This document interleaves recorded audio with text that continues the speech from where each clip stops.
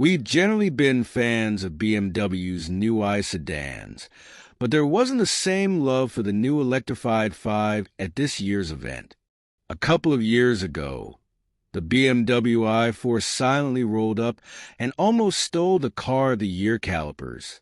Then during last year's competition, the brawny i7 and its baller-back seat entertainment system had the judges jotting down similarly positive sentiments.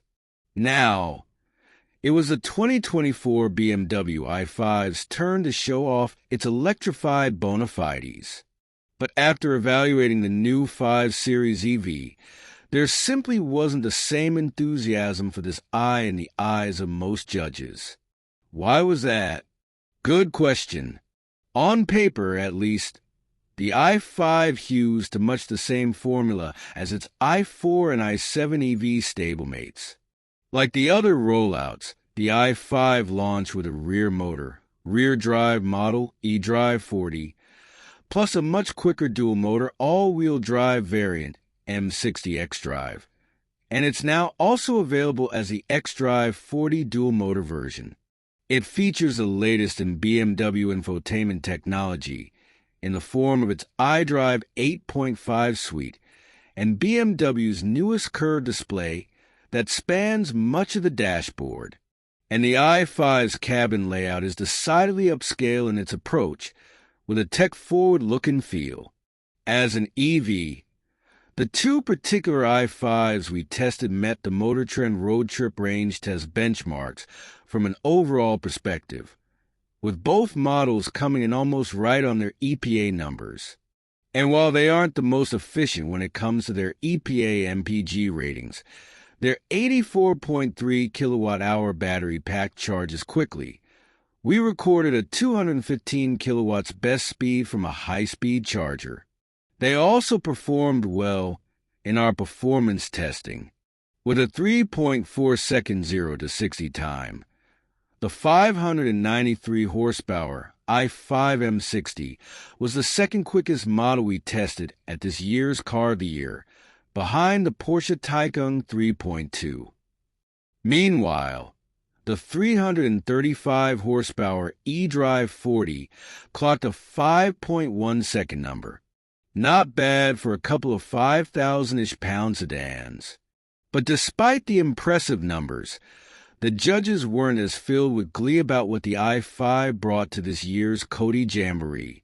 Editor notebooks were scattershot with opinions, flinging invective but also heaping praise. The main pain point seemed to center on the M60, which editors felt to be overwrought and overweight when pushed, knocking down engineering excellence. The M60 is entertaining enough but fairly one-note, features editor Christian Seabaugh said. The car seems to struggle with roll control. Deputy editor Alexander Stoklosa echoed similar thoughts. It has stupid power and is stupid quick, but it's also too quick for its doughy suspension setup.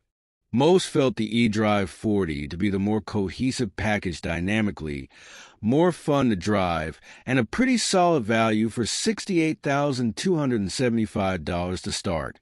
But others thought the M60 overpriced, opening at $77,625. The i5's interior also was subject to differing viewpoints, with some expressing a sense of discombobulation and lack of theme to its varied materials choices, and others calling it handsome and luxurious in its approach. Oh! And yes, the iDrive setup didn't generate a lot of warm and fuzzies from editors. With such a divergent mindset about what the i5 represents as a model, and with other competitors, such as the Mercedes EQE sedan and Genesis electrified G80, not to mention the refreshed Porsche Taycan looming in this year's field, offering impressive alternatives. Perhaps it wasn't too much of a surprise that this i didn't fly as high as its predecessors. This review was conducted as part of our 2025 Car of the Year COTY testing, where each vehicle is evaluated on our 6 key criteria: efficiency, design, safety, engineering excellence, value, and performance of intended function. Eligible vehicles must be all new or significantly revised.